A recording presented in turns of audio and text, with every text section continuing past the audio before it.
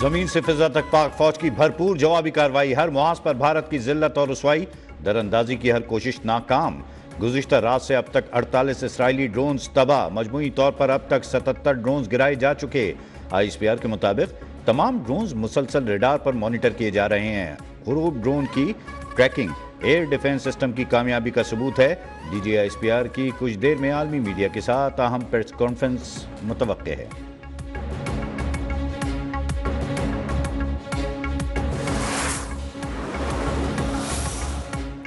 پاک بھارت کشیدگی میں کمی کے لیے سعودی عرب کی کوششیں، وزیر مملکت برائے خارجہ دورہ بھارت کے بعد پاکستان پہنچ گئے۔ دفتر خارجہ آمد، نائب وزیر اعظم اسحاق ڈار نے معزز مہمان کا استقبال کیا۔ عادل الخبیر کی پاکستانی ہم منصب سے ملاقات شیڈول، وزیر اعظم شہباز شریف سمیت دیگر اہم شخصیات سے بھی ملاقاتیں کریں گے۔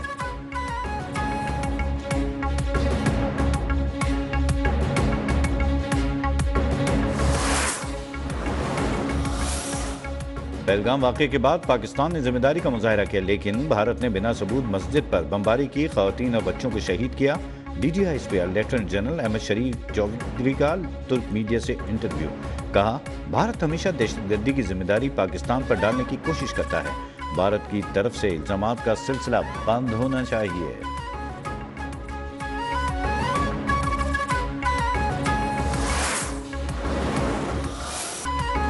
لائن آف کنٹرول پر بھارتی اشتعال انگیزی پر پاک فوج کا ہیبت ناک جواب۔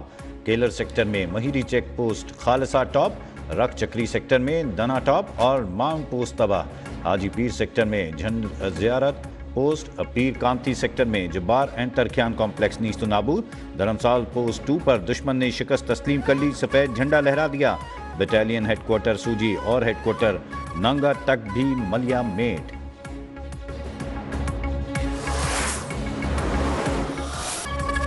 پاک فوج کی جوابی کارروائیوں پر بھارتی فوج بوکھلاہٹ کا شکار، LOC پر سول آبادی کو نشانہ بنانے کے شواہد منظر عام پر آ گئے۔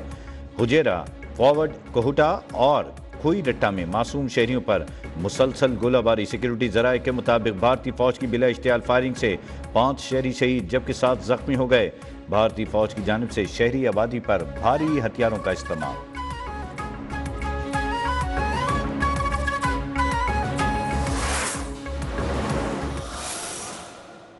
when it comes to our reaction to what's been happening here. There's some discussion that Pakistan wants an independent investigation as to what has happened regarding the terrorist attack. And of course, what we say to that is we want the perpetrators to be held accountable. Bharat کا اصل چہرہ بے نقاب، امریکی حمایت حاصل کرنے میں بھی بری طرح ناکام۔ ترجمان امریکی محکمہ خارجہ ٹیمی بروس کا بھارت کی معلومات کو تسلیم نہ کرنے کا اشارہ۔ بھارتی دعووں پر انٹیلیجنس شواہد کی تصدیق سے انکار، کہا پاکستان آزادانہ تحقیقات چاہتا ہے جو قابل تعریف ہے۔ دونوں ملکوں سے رابطے جاری ہیں اور کشیدگی کا ذمہ دارانہ حل چاہتے ہیں۔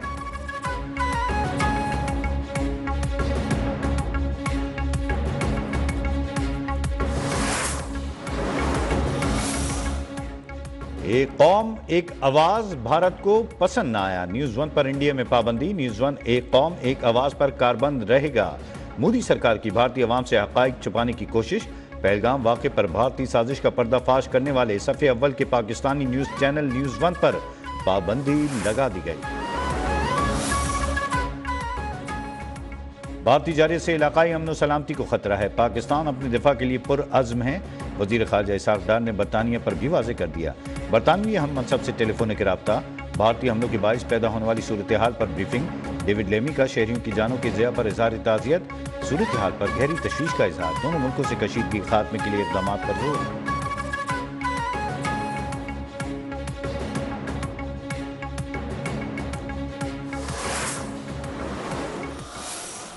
کسی کو یہ شک نہیں ہونا چاہیے کہ پاکستان کی افواج جو ہے اس وقت بھرپور جو ہے جوابی کارروائی کی پوزیشن میں ہے اور کارروائی جاری ہے۔ بھارت کے جارحانہ عزائم کا مؤثر طور پر جواب دیا جا رہا ہے، صورتحال نہ نارمل ہے نہ نارمل ہوتی نظر آتی ہے۔ وزیر دفاع خواجہ آصف کا قومی اسمبلی میں اظہار خیال، کہا اسرائیل اور بھارت کے عزائم خاک میں ملا دیں گے، سفارتی سطح پر کامیابیاں مل رہی ہیں۔ وزیر خارجہ کا سعودی عرب، قطر، چین اور دیگر ممالک سے روزانہ کی بنیادوں پر رابطہ، چین، ترکیہ اور آذربائیجان پاکستان کے ساتھ کھڑے ہیں۔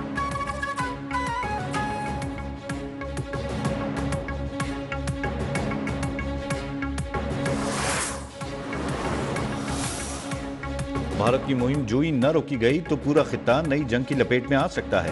عالمی برادری بھارت کے جھوٹے بیانی کے پیچھے چھپی حقیقت کو سمجھے. اپوزیشن لیڈر عمر ایوب کا قومی اسمبلی میں اظہار خیال. مولانا فضل الرحمان کا افواج پاکستان کو زبردست خراج تحسین. وطن کے دفاع کے لیے بھرپور خدمات پیش کرنے کی پیشکش. کہا سفارتی سطح پر بھارت اور اسرائیل کا گٹھ جوڑ بے نقاب کرنے پر زور.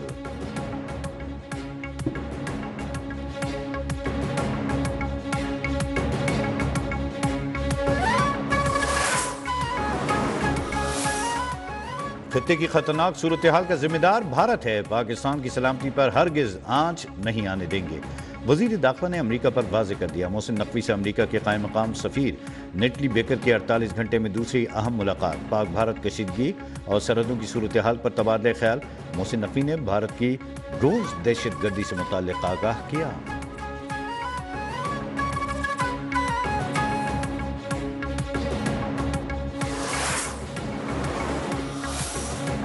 بھارت اپنی ہی لگائی آگ کے شعلوں کی لپیٹ میں آ گیا. پاکستان کے جواب کا خوف. آئی پی ایل غیر معینہ مدت کے لیے معطل. گزشتہ رات دھرم شالہ میں میچ روک کر اسٹیڈیم کی لائٹس بند کرنے سے کھلبلی مچ گئی تھی. غیر ملکی کھلاڑی نے وطن واپسی کے لیے پروازوں کی دستیابی دیکھنا شروع کر دی تھی.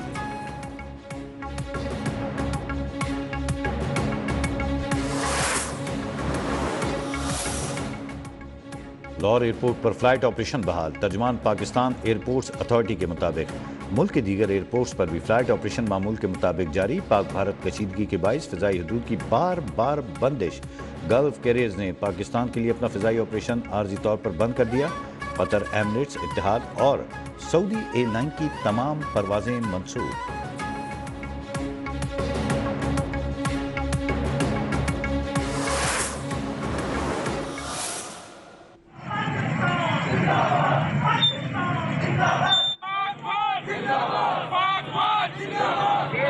یہ گمنڈ ہے، یہ غرور ہے طاقت کا. پاکستان پاکستان آرمی جنرل عاصم منیر زندہ باد. جنرل عاصم منیر. بھارتی جارحیت کے خلاف اور افواج پاکستان سے اظہار یکجہتی کے لیے شہر شہر ریلیاں. دشمن کو بھرپور جواب دینے پر وطن کے سپوتوں کو دل کھول کر خراج تحسین پیش. کمالیہ میں وکلا، تاجر برادری اور صحافیوں سمیت سول سوسائٹی کی بڑی تعداد سڑکوں پر نکل آئی. ٹنڈو العیار کے ینگ ڈاکٹرز اتحاد کی ریلی. جیکب آباد میں مختلف سیاسی، سماجی، کاروباری اور ہندو برادری کا وطن سے اظہار محبت.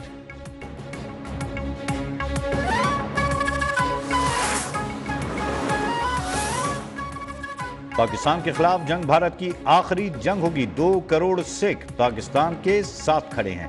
بھارت کے خلاف پاک فوج کے شانہ بشانہ لڑیں گے. تحریک خالصتان کے رہنما گرپتونت سنگھ پنو کی للکار. کہا بھارت کے ٹکڑے ضرور ہوں گے. ہم دہلی میں خالصتان کا جھنڈا لہرائیں گے. امرتسر پر کوئی حملہ نہیں ہوا. بھارت افواہیں پھیلا رہا ہے.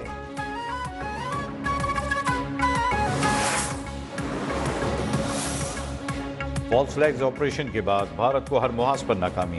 بھارتی فضائیہ کی نااہلی پر بھارت سے آوازیں اٹھنے لگی. چیف جسٹس آف الہ آباد جسٹس ارون بھنسالی نے مودی کو خط بھیج دیا. رافیل سمیت 5 طیاروں کی تباہی اور اقلیتوں کے خلاف اقدامات پر اظہار تشویش.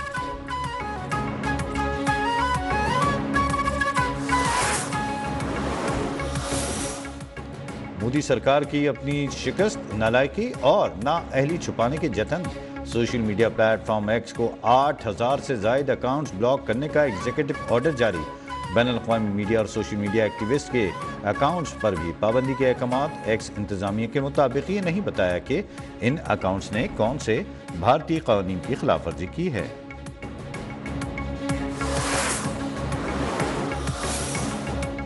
پاکستان صرف اصلاحات نہیں، خود کو مکمل تبدیل کر رہا ہے. وزیر خزانہ محمد اورنگزیب کا عالمی سرمایہ کاری سے خطاب. کہا Pakistan I T free lancing میں دنیا کا تیسرا بڑا ملک بن چکا. پاکستان کے لیے آبی حقوق کی معطلی ناقابل قبول ہے.